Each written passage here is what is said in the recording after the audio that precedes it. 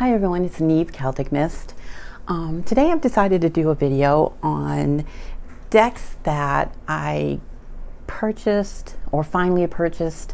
Not all of them are like I saw someone review them, but some are, they've been on my list, but because I watched someone on YouTube, that was the final push to get me to purchase the deck.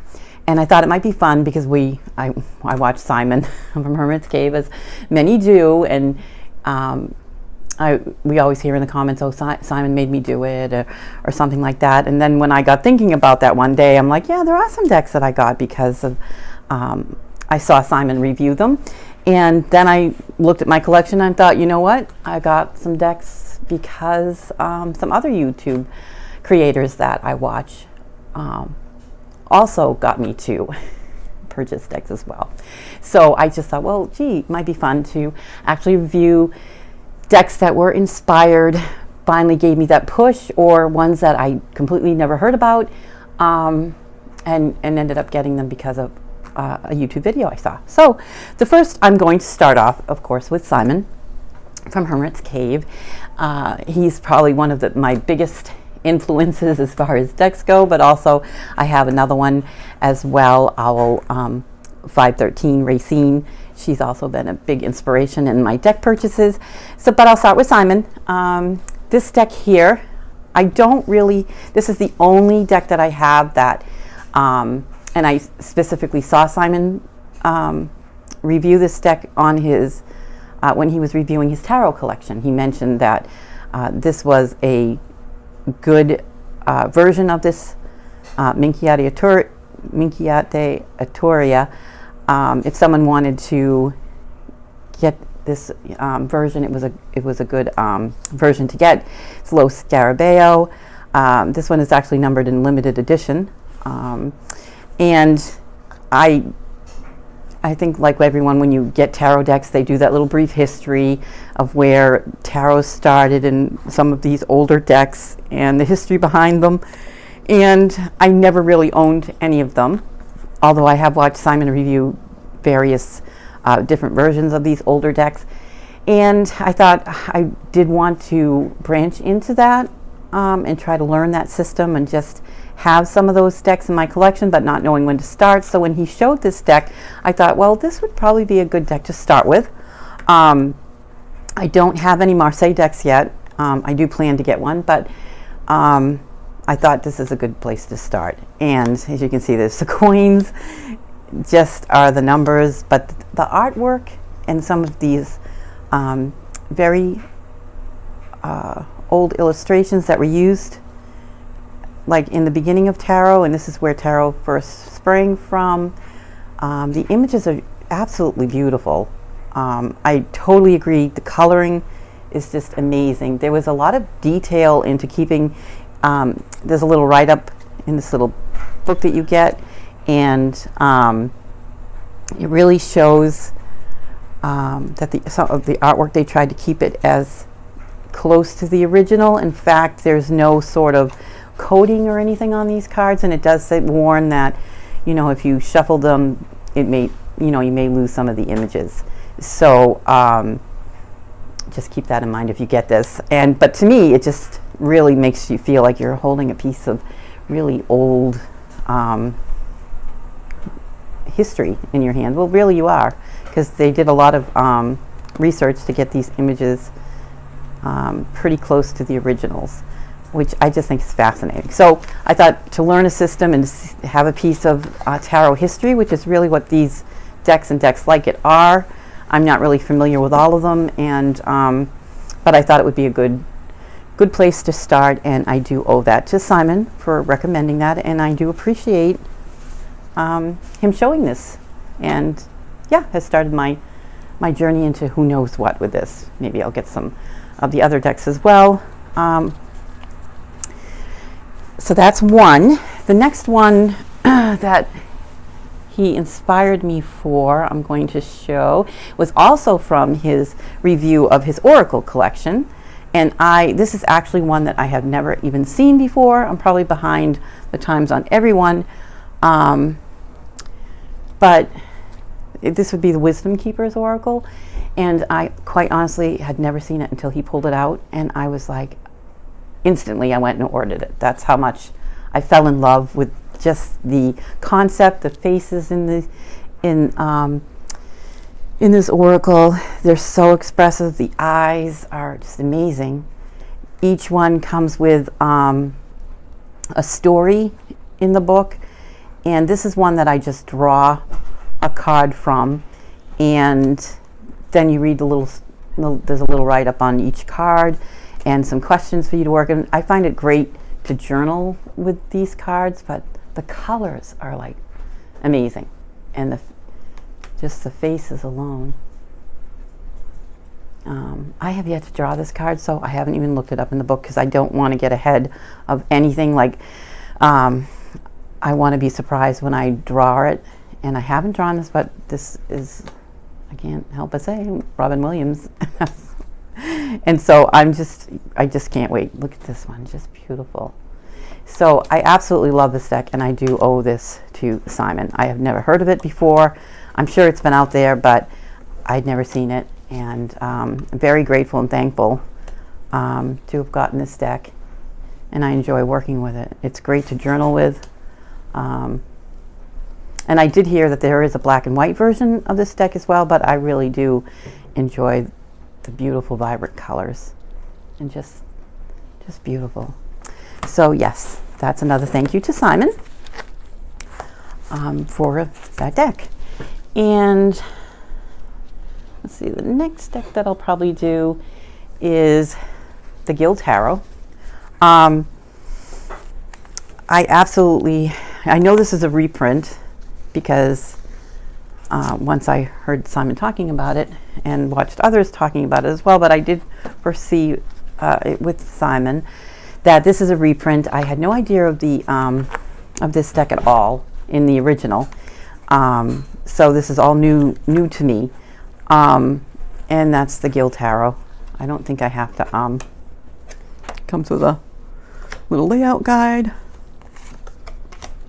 but I like the keywords on it. I love the colors on this deck. I agree. I think Simon had also mentioned that people say that this is Thoth based.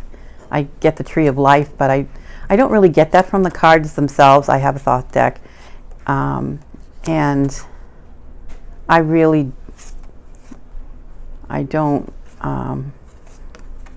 don't see it too much, but I do like the keywords on the cards, and it is just amazing to work with. It reads well, and again, the artwork just kind of draws you in. I just love that.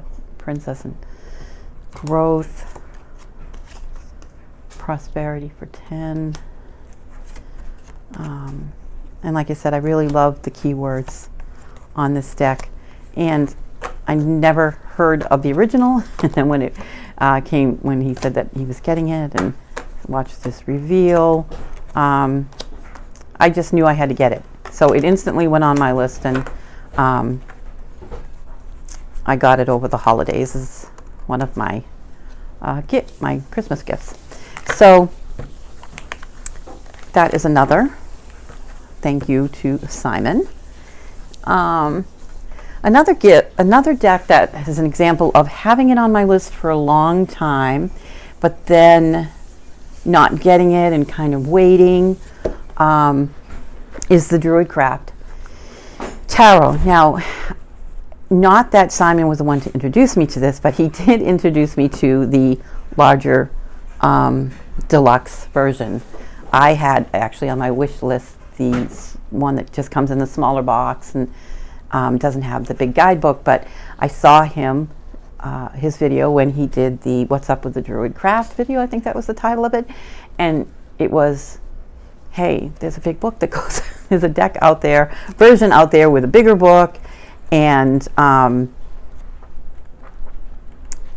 I saw that, I said, oh, that's the one. It's on my list anyways, and to find out that there was a set now out, or had been out, that had the bigger guidebook to it, I decided that's that's when I was going to get it. So I do, like I said, I took the other one off my wish list, and I just went and bought this version of it, and I am very, very happy that I did.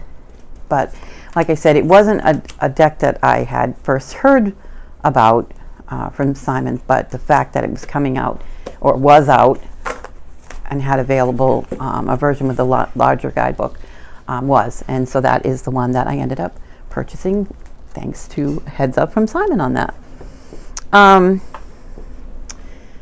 The other deck, which probably is not going to be a surprise to anyone, is the Deviant Moon Tarot.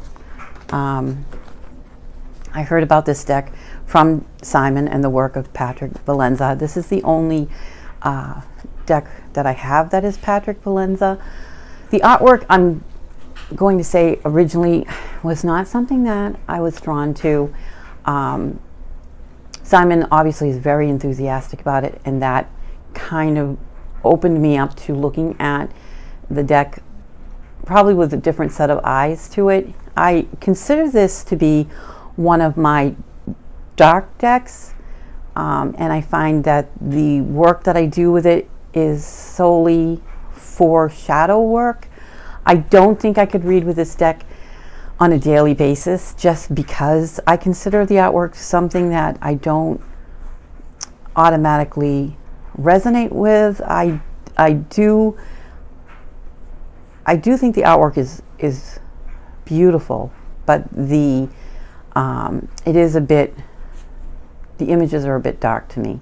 So when I look at it, I don't necessarily see a light kind of reading from it, like I could get a light kind of reading. Not that, just to say, I don't see a balance as much. It all seems pretty dark, so perfect for me for shadow work.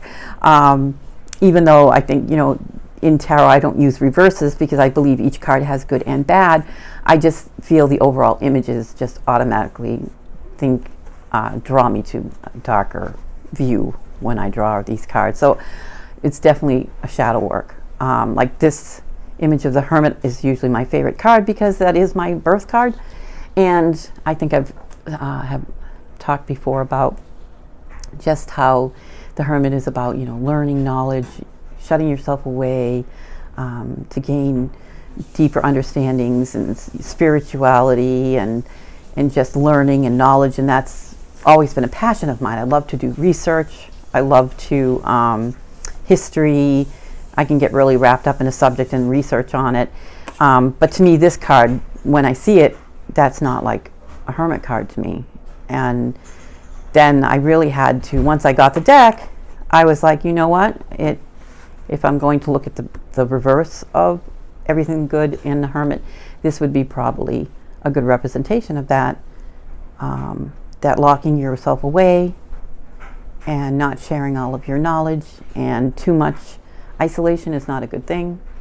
It's kind of like a crazed madness that can come out of that, I guess. And that it is good to, sure, shut yourself away for a period of time, but you still need to get out there and share what you're learning with others and just interact with others. So that's my take on this deck. I'm not sure if that's everybody's, but for me, that's how I use this deck. But again, it was through Simon that I actually even heard of this deck, and then eventually I did decide to get it, just because of how he works with it, and he's so enthusiastic about the art. And eventually I thought, I can use this deck in my kind of way, which is for shadow work. I thought it would be perfect, and it has been. And last, I can't forget this one before my other last one. This one actually is, should not be a surprise. And I've actually combined them, and I probably draw a card or cards from this soul cards, 1 and 2. And I've first heard of them from Simon. I heard of the soul card 1 and 2 from him. And then when he did his interview with the the artist for this this deck. It was just amazing because you could watch her draw the cards, like right in front of us, like, or images right in front of us. It was like amazing. For Deborah Kopp Chapin is her name, and I'm sure if anybody watches Simon, you're familiar with this deck. I just love it. I find that the images in these cards, when I pull them, it's always something that I need to work with. I journal with this. Sometimes it's like a card or two cards. Sometimes more than one falls out, and those I put up like a little storyboard. If three or two fall out, whatever, four, I use them and I'll prop them up in the order in which they fell out. And I find they do tell a little story of something that I need to work on and journey through the week. But I really find that they really do. I do have some like really powerful journey in my journal with these, and sometimes it might be once a week, sometimes it's twice. Most of the time I set them up for at least 3 to 4 days, and I'll have them sitting out where I can see them and think about them, and then all of a sudden I'm like, yeah, I think I look at them and I try to think, okay, what is this trying to tell me? And then when I feel like I've got the message, then I'll write it down, and then I usually end up pulling another card or another 2 cards to sit out again and to work on those. And last but not least, my other Simon influence deck is the tarot deck that he actually did with Gary, of his own deck, based on the Rider-Waite, Gary Shook, and the ones that have Simon's image on them. I was very excited that I was able to get a copy of these, and I would have been happy with just the other version that's now available that has the duck on the back. Really, I was just pleased that I was able to get in time to get this. But if I had not got it, I would have been extremely happy just with it. I mean, Simon's input as far as the colors and the way they did it in the stained glass, and just the way Gary ended up with the finished product coming off the way it did, is just beautiful. I love the Rider-Waite, but I do not like the original coloration in it. The only other Rider-Waite that I have is the golden one that you no longer can get. I think it's called the gold. See, the golden. I can't remember off the top of my head. But that has like pastels and pinks to it, and also it's gold and embossed on it. And that was my first Rider-Waite that I could tolerate. And that's the reason why I bought it. And now it's not even in print anymore, but that was the only one I could use, because the original artwork and coloring just wasn't for me. It was too harsh, too, yeah, it just never resonated with me. And now, this is one of my favorite. I just love pastel colors, and I just think it's gorgeous. Absolutely gorgeous. Like I said, you can still get the version of this deck that has the duck on the back of it, and for me, I would have been happy with that one as well. I'm just fortunate that I got this version, but in no means would it have stopped me, because I would have got whatever version, just because the coloring's beautiful. I just think such a great job. Simon's input in this to me was amazing. It's like the deck, it's like made this deck a dream. Really, I just love it. It's my favorite Rider-Waite. I can't see me finding, I guess the only other Rider-Waite, other than the one I said, the golden one that I have I want to get the Dirty Pam, and then I think that's it. I won't need another Rider-Waite version.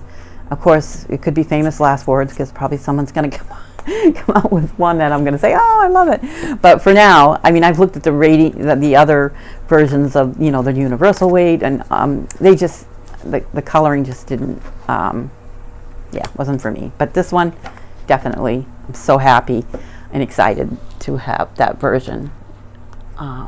I think this video is probably going to end up being at least 2, because I have more than what I thought. I really and was surprised about how much I have decks that were inspired by someone on YouTube that really pushed me over the edge to get them.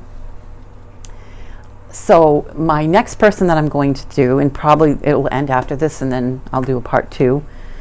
Hopefully there won't be a part 3. I tend to ramble, but you never know. Is Almoon 513 Racine. She was one of the first people on YouTube that I watched. And if you watch Racine, you know that this deck here, the Tarot of the Vampires, is Racine's. I think she calls it her soul deck. She loves this deck. And for a long time, I just got this deck as a gift over the holidays, but it has been on my wish list for a very long time because of Racine, and I just had other decks always ahead of it. I never knew if it was going to really, how it was going to sit with me. I actually love vampires and vampire stories and vampire movies, but as far as having it in a tarot deck, I was never sure if it would work for me, the images. And again, I would consider this on the dark side. And maybe that's one of the reasons that I didn't get this deck right away. But it was definitely on my list because of Racine. And finally, I just thought, I have to try and see where this deck will take me. Because it's beautiful, for one, and I just thought, take the plunge. It's been on your wish list forever. The guidebook alone is worth the deck, and this is now I'm going to be working with this deck probably for the next month, and so I'm very, very excited to actually have a chance to work after many, many, many, many years of it being on my wish list. And finally I just said, you know what, just get it. now it feels right to start my journey with this deck, and I'm going to be very excited to see where it goes. At least I will have tried it. I at least have to, because like I said, I just love the whole vampire myth, legends, stories, movies. Huge Anne Rice fan of her vampire series, vampire movies. So I'm going to take a month and just work with this deck. I'm just like, oh, this is beautiful. Ace of Skulls, look at that. And so yeah, I'm finally very, very happy that I got it. And this deck was inspired from Racine. Owl 513 is her channel. Another deck that anybody that watches Racine will know is one of her favorites. Now this deck, this Oracle deck, I absolutely love. I first saw Racine review it, and from the moment I saw it, I've always loved and felt an affinity towards Isis. And when I saw this Oracle deck that on her channel, I absolutely fell in love with it, and I knew I had to have it. This actually, I haven't even made a bag for it. Normally for my tarot, I usually make a bag. They're not fancy, it's simple crochet, but I feel like it puts my energy into each deck. I make a different bag, and so that's kind of like a little part of my process of getting to connect to my cards. Not so much like, people have different rituals about, where you put them under your pillow, you sleep with them, or you carry them around with you. Mine is to make a bag for it. But I haven't even done this with this deck ever, and that's because it's up on my altar, and I pull a card a week from this deck. I work in the book, which I just love, because there's little rituals for you to do, and I'll do the ritual, I'll do the work that it suggests, and I absolutely adore this deck. And it is a huge part of my spiritual practice. So yeah, this is the Isis Oracle. And again, this I got introduced to this by Racine, and I'm so glad I did. And like I said, this will go back up on my altar because that's how much I love that Oracle deck. The next one isn't, I didn't get this deck because of Racine. I had this deck, but she actually, I actually have the same experience that she has with this deck, and that is that it's a very, she found when she did her review of this deck, I found myself very connected to how she related to this deck. It's very mischievous. Cards will end up falling out, being the deck itself will get like kind of be misplaced easily. It's like, it's almost like it's alive, and it's got a playfulness to it, but it reads like it doesn't hold back. And that's one thing that she had also said. It doesn't pull any punches. When you get this, you know, when you get a card from this, it's something that you need to hear, and it's something that I love that card. I love that death card. Yeah, it's a message that you need to hear, and you know, if you don't want to look at something going on in your life, then don't be pulling any of the cards from this, because it will actually just say, yeah, well, that's what's wrong with you. Here it is, the whole story. I absolutely love this deck. This is also on my altar. I don't have I have just a little bag, but I didn't make it, and that's usually, like I said, it's on my altar, and I pull a card once a week. But just the images of this, I do feel like this, they're just not images. I do feel like somehow these are alive and real beings that are out there on another plane. I really think they were captured in these images, and the deck does have an energy to it that you can just feel it. When I was moving house, they it was like the first deck that I found, and all the things that got packed up, it was like, okay, yeah, we're coming, don't leave us behind. Or they didn't want to be lost then. But you can tell this, I've worked with this deck so much, it's like worn on the edges. It's well loved. I've never had to actually go out and buy another one. It's not a deck that I would ever give away. Like I said, it has periods of times where you know, a card will show up missing or something, and then I find it.